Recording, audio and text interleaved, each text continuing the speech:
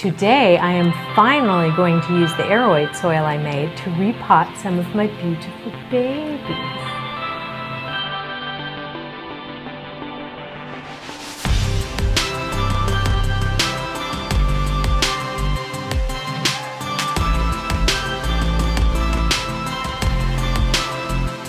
Hello, it's Lena. Today I am going to use the Aroid soil that I made, and I'm going to repot some of my favorite babies, like this beautiful Alocasia amazonica. Okay, so this got bumped recently and her third leaf got snapped off, and I want to be super careful with her.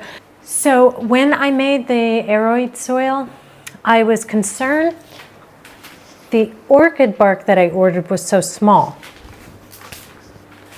No worries though, because I'm going to add some leca to aerate it and give it some more chunks. So this is why I wanted to switch her to Aroid soil. You can see how compacted and hard that soil is down there.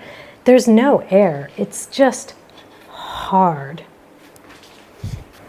Hello. Okay, let's mix it. Ouch. Okay, here's the Aroid soil I made, but I'm afraid it's going to compact too much because it's so fine.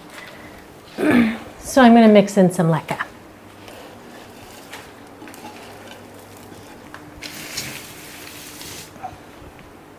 Ta-da! Okay, getting messy. This is my pink princess that my friend gave me. You see how tiny that root ball is? And she was in a huge pot.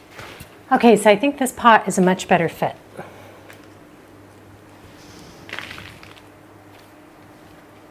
I think that'll help her, and I'll be able to stake her a little bit easier in this until she gets big enough to move up. My new Aroid soil, not packing it down. Hi, Pete. I will put her on a moss pole at some point. I'm going to be making some small ones, but I'm just going to use this little guy for now, just so she doesn't start growing off floppy and sideways. Et voila! So if you haven't seen my video yet on making Aroid soil, take a look, because I never made my own Aroid soil before this batch. I had to do some research and I had to talk to some people, and I came up with a formula that I liked from someone else's recipe. It's 10% perlite, 20% cocoa coir, 30% soil, and 40% orchid bark, and about 10% leca. Some people have soilless Aroid soil. Some people use huge chunks of perlite instead of leca. There are so many formulas. So mine is not necessarily the best one. It's just the one that I decided to try. And it'll save you so much money making your own. Okay, so this one's in good shape, but she's still in the same kind of soil. It's got some cocoa coir in it, but there's nothing to aerate it. So I'm going to take it out of the soil it came in, and I'm going to put it in my homemade Aroid soil. So even though this fruit ball isn't very big and she could probably be in a smaller pot, I'm going to go ahead and keep her in this one. One reason is because I'm kind of out of medium-sized pots, and the other reason is she's done really well considering she's not even in the perfect soil in this pot. So I'm going to go ahead and keep her in this pot and just give her the better Aroid soil that I made. Yeah, that happened. Now I don't feel the need to completely fill this pot up. It's still a pretty small plant, honestly, considering the size of her root ball. So I'm going to keep her potted down lower in this pot and not use as much soil as it would take to fill the entire pot, because that would be excess anyway. The pot is smaller at the bottom, so it'll be a better size for her closer to the bottom anyway. This is going to get replaced with a moss pole when I make my little ones. So adding the leca will help prevent compaction. Since the orchid bark that I ordered was really too fine and small, it wasn't going to aerate well, and it was going to compact a lot faster and break down a lot faster. I don't want to do that. I want these plants to be able to stay in these pots for quite a while. Done.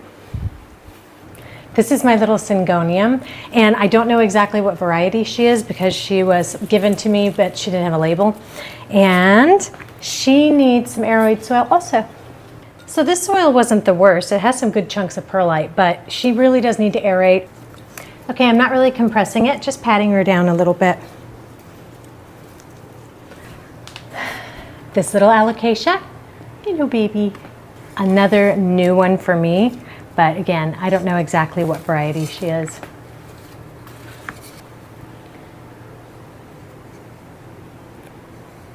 So she was a little bit dried out when I got her, but she's going to be feeling a lot better soon.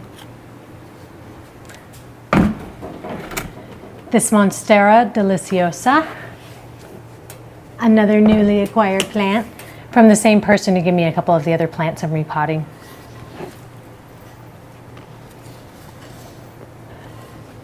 Hello. Okay, I'm not going to fill this pot all the way up with soil either. It doesn't need it. Okay, she'll be getting a new moss pole soon too, and you'll see that video coming up soon. In the meantime, I just don't want her to flop over and get broken or something.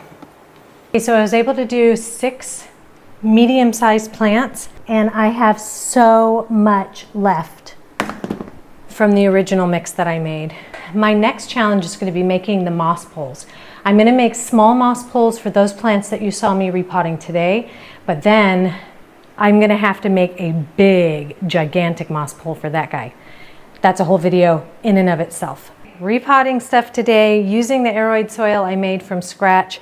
I added leca, and that should help it to not compact as quickly and to aerate better and to hold moisture better without ever being too wet for my Aroids. And because they're all different kinds, and I've got alocasia and philodendron and all kinds of things that like that kind of soil, so it made sense for me to make a whole lot of it. I have a lot of plants to repot. It was really easy to make. Watch my video on how to know how much of each ingredient to buy so that you don't buy more than you need, and so that you can make enough, more than enough for 10 plants this size. Keep your eyes open for the moss pole video that's coming up.